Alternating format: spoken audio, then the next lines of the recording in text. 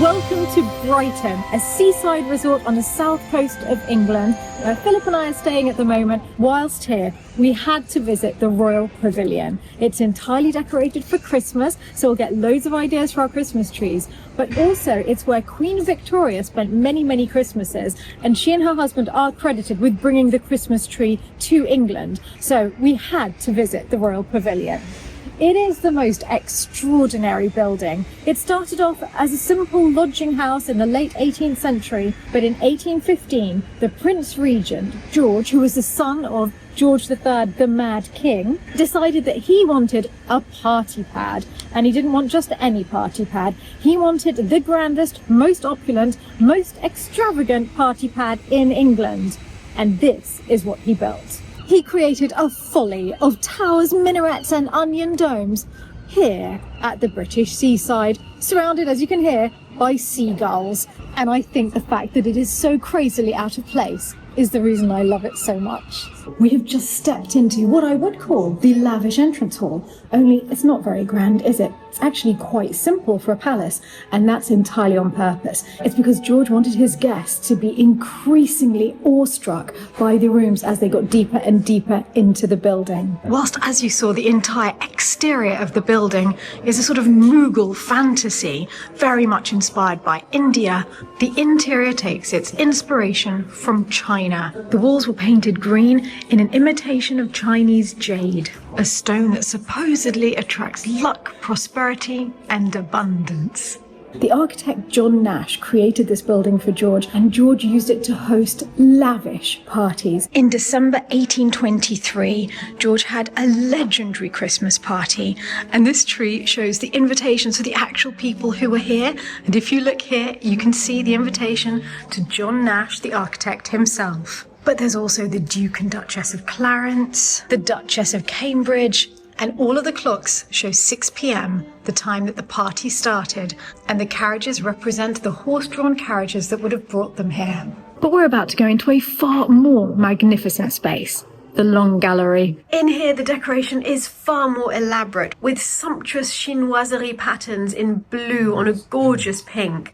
This gallery perfectly sets the scene for the magnificence we're going to discover later on. The entire Long Gallery is decorated by figures of Chinese officials. There were originally 39 of these figures in here. A lot of them actually still belong to the crown, and they're here on loan. Of course, now they're considered works of art, but at the time they were novelties. They were newly made. They date from the same period as this palace, and they're actually nodding figures. Push their heads, and they will nod happily at you. The Christmas decorations in here are all blue and pink to match the walls, and all of the Regency era clothes. It's like Jane Austen come to life on a Christmas tree. It's wonderful that we can see it all decorated for Christmas, but you have to look really carefully because there's these adorable little touches in the most unexpected places. A couple of mice gambling on the stairs, so they better be careful, because there is a cat watching very carefully. The entire gallery is furnished and decorated with a mixture of faux bamboo and real bamboo. It was extremely fashionable at the time to have chinoiserie rooms based on beautiful designs from China. But this was the first building in England to have not just a room with some chinoiserie wallpaper, but to have its entire decorative interior scheme based on China. But do you remember I said that the whole point of the building is that it gets more and more lavish as you go further inside? So if you thought this was good, wait till you see the next room. With George, it was all about food. So it's absolutely no surprise that his banqueting hall was the most important room in his pleasure palace. He even invited the French celebrity chef, Carême, to come here to Brighton to be his personal chef.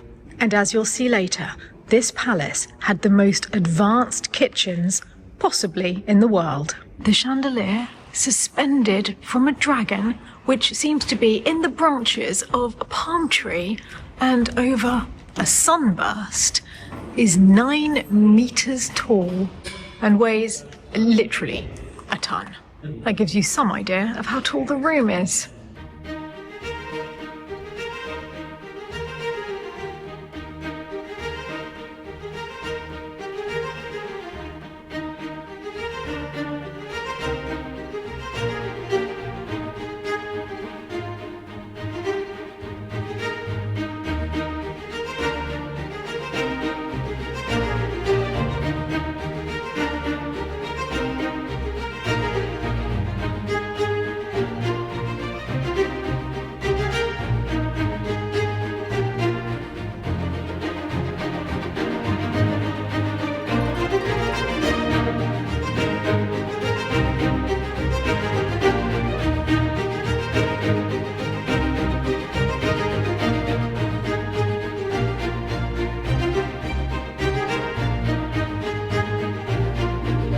first glance, this might not remind you that much of the kitchen at Lalande, but these rooms have something in common, because all of this blue china used in the incredible standing lamps is by Spode. As you can imagine, Philip and I are just awestruck by the table decoration. To my patrons, this set is going to look very familiar because I showed it in the patron video that I made from Scotland at my friend's house. It is Money Tree by Coalport. The glasses almost look as though they're made of piped icing, and each place setting has an individual wine cooler for white wine, whilst in between each two guests there's also a carafe for red wine. This is giving me so many ideas for Christmas. I think the decanter thing is genius. It will take several years for us to collect that many decanters, but at least Philip is on it. Can you imagine how the guests at that Christmas party would have felt arriving here? It must certainly have been one of the most memorable parties they had ever been invited to. Actually, I think there's a pretty startled peacock up there. I think he's just been told he wasn't invited. Maybe the peacocks are angry because they've been made to carry the pretty heavy lights. I like the food-based Christmas trees with little cherries in bags, gingerbread, little marzipan fruits. I think we could copy that at Lalande. As you can see, the biggest chair is in the centre of the table and not at the head of the table. And that's because George adopted the French style of sitting at the table where the most important people, the hosts, would be in the middle. He thought it was far better to be at the heart of the party. And in case you were worried about the mice, don't worry, it looks as though they made it through the gambling game and they've arrived at the banquet. We're not at the kitchen yet. This is just the table deckers room. This is where the people who were laying the table and presenting the food on the table would work. Because in George's court, it was all about the theatricality of food. And that's why he persuaded Carême to come here to work for him. Because Carême was a master production artist when it came to feasts. These are just some of the designs that he made for cakes. And these cakes would have been put on the table throughout the meal. So they would have been seen throughout the entire banquet. They were extraordinary works of art, totally ephemeral. Everything would have been destroyed by the end of the meal, but a lot of the finishing touches on those creations would have happened in this room. From here, things get decidedly less grand because we're in the servants' corridors. So it's just simple tiled floors, even tiled walls, but with a pretty blue frieze running along the top. And here it is, the room where Carême would have worked his magic. Can you believe that the kitchen itself is decorated with palm trees? It's the most extraordinary kitchen I've ever seen, floodlit from above, with the most modern cooking appliances available in the day. George loved food so much, and in fact his waistline showed exactly how much he loved food, that he spared no expense on it. And in just 4 weeks here, he would spend on food the equivalent of £200,000 in today's money. The spit that could cook simultaneously, I mean, goodness knows how many chickens, quails, pigeons, ducks, an extraordinary number. It was turned automatically by hot air that came from the chimney. It's absolutely ingenious. And the copper hoods are all an early extraction system. Very, very rare for those days. The king loved this kitchen so much that he even once joined his servants for a meal here, though he did have a red carpet put down first. This is making me hungry. I want pie. Oh, especially that pie. Philip's going crazy. You know how he's always going on about the kitchen needing more copper. And now he realises not only does the kitchen need it, the Christmas trees need it. I don't think the kitchen needs mice, I'm going to be honest. That was particularly adorable. That's the problem, you see. Copper does attract mice, darling. Famous. Yep, you can't deny it. It's not all play for the mice. Some of them have been hard at work behind the scenes. Much to George's disappointment, Antonin Carême didn't last long in Brighton, just over a year. He was homesick for France and he went back there. But whilst he was here, he created possibly one of the most famous banquets of his entire career. In January 1817, the Prince Regent hosted the Grand Duke Nicholas of Russia. He went on to become the Tsar of Russia. The meal was absolutely extraordinary. It included 40 entrees, and I'll just pick a few at random to tell you about. Jellied partridge with mayonnaise, along with sliced tongue with cabbage and chestnuts, fried veal brains with a parmesan crust, young rabbits, a tart of thrushes, glazed veal, salmon steaks, sliced ducks, fillet of game fowl, of course, rabbit pie on a bed of laurel, and in case you fancied chicken, there was chicken in aspic, chicken salad with onions, spring chickens, diced chicken in ham and mushroom sauce, a risotto of chicken wings with white truffle, chicken in a gypsy style, and if you prefer your chicken poached, don't worry, they had poached chicken with an aspic glaze. And that was just the meat dishes. There were just as many dishes of vegetables and lavish desserts. It was the most extraordinary theatrical presentation of a feast. No one was expected to eat every dish, but everything was available.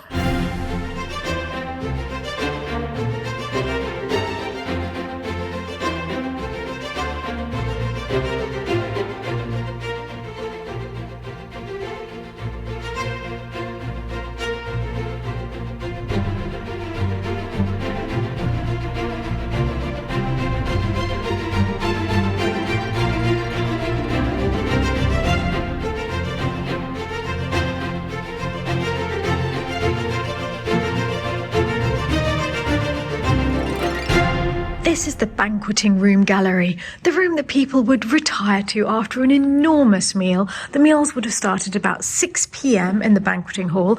They would last several hours, and then people would retire for maybe some cards and drinks. But at 11 o'clock at night, a cold supper would also be served, just in case you hadn't eaten enough by then. I must say, I do like the little alcove there. I could imagine just a tiny nap after a very big meal.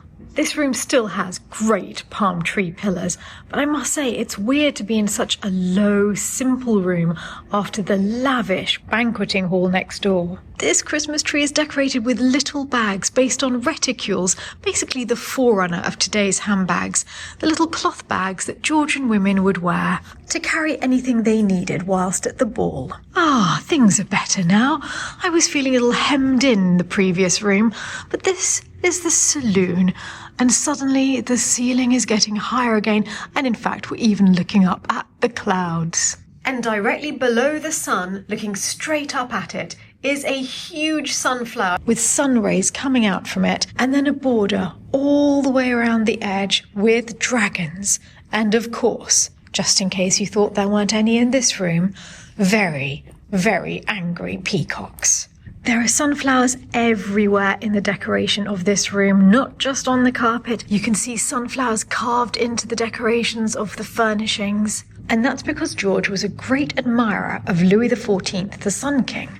And that's why in this room the Christmas tree is decorated by lots of sunflowers and lots of little tiny Louis XIVs. But what's really clever is they've taken the repeating pattern from the walls and turned it into little Christmas decorations. I think that's such a beautiful idea. This is the music room gallery. It's very similar to the other gallery that we saw just before the saloon. Again, we have the palm type columns and the quite low ceilings. And the mice are showing us all what this room was used for. The carpet could be rolled up for dancing. So, of course, the Christmas tree in this room is decorated with gaily dancing couples. This was actually the era in which the waltz was first introduced into England. So you can imagine, for the first time, people could really get close to each other whilst they were dancing. It was considered pretty scandalous at the time. As we've seen, George loved food, but he also loved music. In fact, he had many passions: jewellery, clothes, women, but food and music were his great loves, and it's no surprise that the two most spectacular rooms in the Royal Pavilion were devoted to eating and listening to music. And we're about to go into the music room.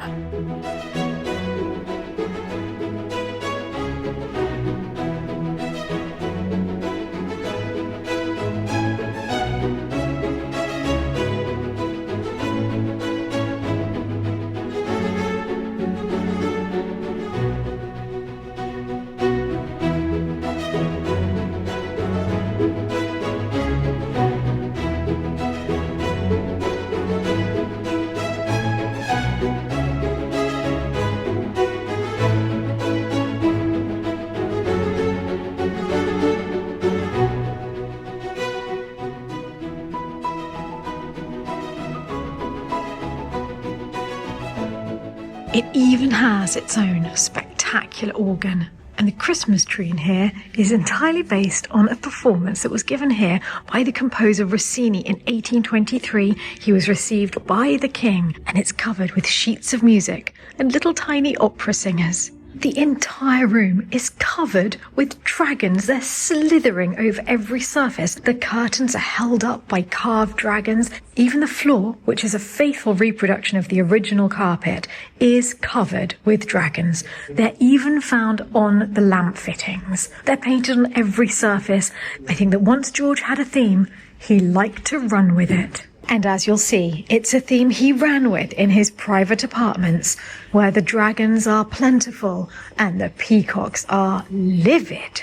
They may have seemed angry before, but they're positively incandescent in here. George's bedroom was originally on the first floor, but towards the end of his life, he became so fat from his love of extraordinarily good food that he had to move his apartments downstairs. He even had a tunnel built between here and the stables, not for the servants, but so that he could get to his beloved horses without being seen and ridiculed by the public for his extraordinary size. His love of food had also caused crippling gout, so he really couldn't manage the stairs anymore. But do you see that little tiny hidden door there? Well, whilst George may not have been able to manage the stairs, his mistress presumably could, because it leads to her bedroom on the first floor.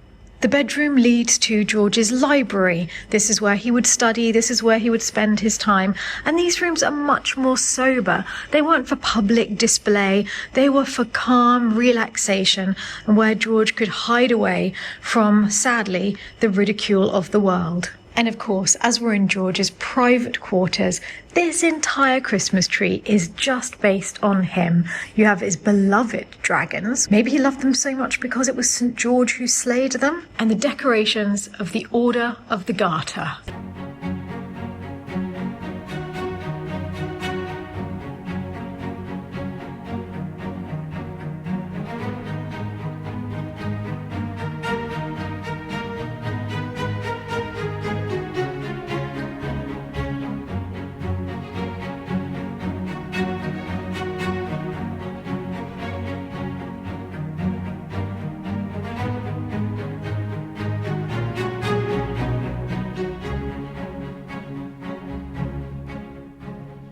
And now we get to go up the glorious staircase with its faux bamboo balustrades and the incredible stained glass windows and light well.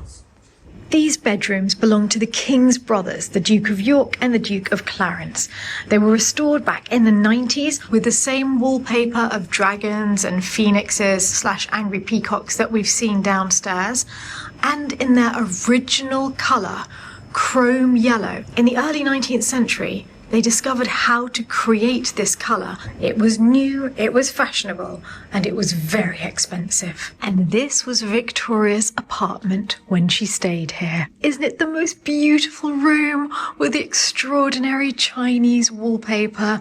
You can just imagine her and Albert snuggling up in the big bed, in the warmth, and then celebrating around a Christmas tree. And there would certainly have been Christmas trees here in Queen Victoria's time, because she and Albert are credited with introducing the Christmas tree to England.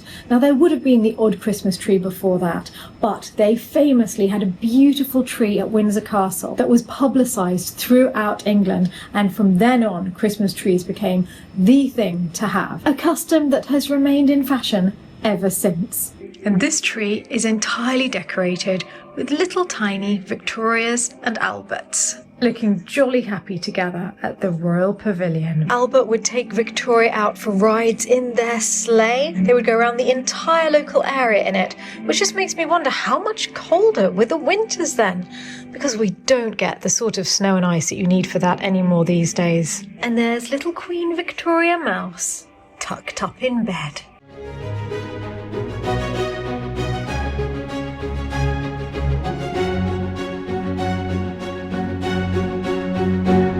Oh, and I'm so happy that we're ending with this Christmas tree. The happy peacock Christmas tree after all those grumpy ones in the palace. It reminds me of our peacock tail tree at Lalande. We get to go down the glorious staircase one last time, and I must say I think that this is just my favourite banister. It is so beautiful. But for us now, there remains A gift shop. A gift shop. How did you know what I was going to say? There's a sign there that says gift shop and exit. There are loads of Christmas decorations on sale here. We're taking one souvenir back for our tree, Brighton Pavilion itself. And only a 5-minute walk from the pavilion, here we are at the sea. And Queen Victoria did complain that one of her problems with the building is that she only had a partial sea view from one room in her apartment. One is surprised that when one finds oneself so close to the sea, one only has a partial view of it from one's upstairs sitting room. Oh, quite right. What's the point of being by the sea and not being able to see the sea? This is beautiful. I think George was maybe altogether too much into dragons and not enough into waves. We may actually be blown to France and then we won't have to travel there at all at this rate.